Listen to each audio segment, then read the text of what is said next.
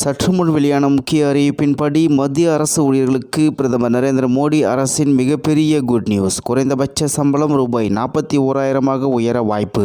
செய்தியை முழுமையாக கேட்கறதுக்கு முன்னாடி நம்ம சேனலை சப்ஸ்கிரைப் பண்ணலாம். சப்ஸ்கிரைப் பண்ணிக்கோங்க. மறக்காம பெல் பட்டனை கிளிக் பண்ணிக்கோங்க. அப்பதான் நம்மளுடைய அப்டேட்டட் நியூஸ் உங்களுக்கு உடனுக்குடன் வந்து சேரும். பிரதமர் திரு நரேந்திர மோடி தலைமையிலான மத்திய அரசு ஊழியர்கள் விரைவில் நல்ல செய்தியை பெற உள்ளன என்று அரசு வட்டாரங்கள் தெரிவிக்கின்றன. குறிப்பாக 8வது சம்பள கமிஷன் உருவாக்கம் தொடர்பாக மத்திய அரசு விரைவில் ஒரு முக்கிய முடிவை எடுக்க வாய்ப்புள்ளது என்று தெரிகிறது. 8வது சம்பள கமிஷன் ஜனவரி 2025 அமைக்கப்படும் என மத்திய அரசு அறிவித்திருந்தாலும் தலைவர் மற்றும் உறுப்பினர்கள் இன்னும் நியமிக்கப்படாததால் ஊழியர்களிடையே கவலை அதிகரித்து வருகிறது.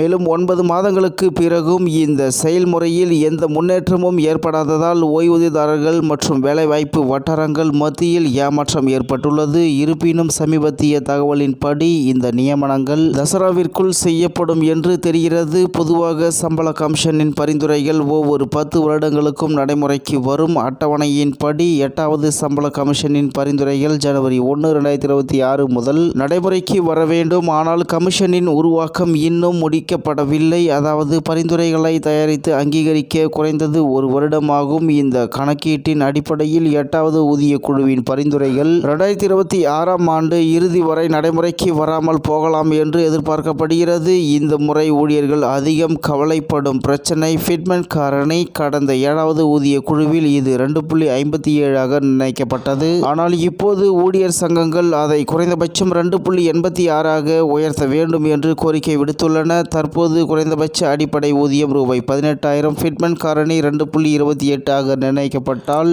அடிப்படை சம்பளம் ரூபாய் 41,000 அதிகரிக்கக்கூடும். இந்த உயர்வு ஊழியர்களின் வாழ்க்கை தரத்தை கணிசமாக மேம்படுத்த வாய்ப்புள்ளது. இருப்பினும் மறுபுறம் நிதிச்சுமை காரணமாக அரசாங்கம் இந்த கோரிக்கையை முழுமையாக ஏற்குமா இல்லையா என்பது கேள்விக்குறியாகிவிட்டது. நாடு முழுவதும் 1 கோடிக்கும் மேற்பட்ட மத்திய அரசு ஊழியர்கள் மற்றும் ஓய்வூதியதாரர்கள் 8வது ஊதிய குழுவின் பரிந்துரைகளுக்காக காத்திருக்கின்றனர். அதன்படி ஊழியர்களின் சம்பளத்தை தவிர இந்த ஆணையத்தின் பரிந்துரைகள் ஓய்வூதிய திருத்தம், கொடுப்பனவுகள் மற்றும் பயண கொடுப்பனவுகள் போன்ற விஷயங்களிலும் தாக்கத்தை ஏற்படுத்தும். இதன் மூலம் ஓய்வூதியதாரர்களும் இதில் அதிக நம்பிக்கை கொண்டுள்ளனர். தற்போதைய தகவலின்படி தசரா பண்டிகைக்குள் தலைவர் மற்றும் உறுப்பினர்கள் நியமிப்பது குறித்து மையம் ஒரு முடிவை எடுக்க வாய்ப்புள்ளது. அதன் பிறகுதான் ஆணையத்தின் பணிகள் வேகமெடுக்கும் என்றும் பரிந்துரைகளை உருவாக்கும் பணி தொடங்கும் என்றும் எதிர்பார்க்கப்படுகிறது. இருப்பினும் ஊழியர்களிடையே எதிர்பார்ப்புகள் எப்போதும் இல்லாத அளவுக்கு உயர்ந்துள்ளன நிலையில் வரும் நாட்களில் மத்திய அரசு எடுக்கும் முடிவு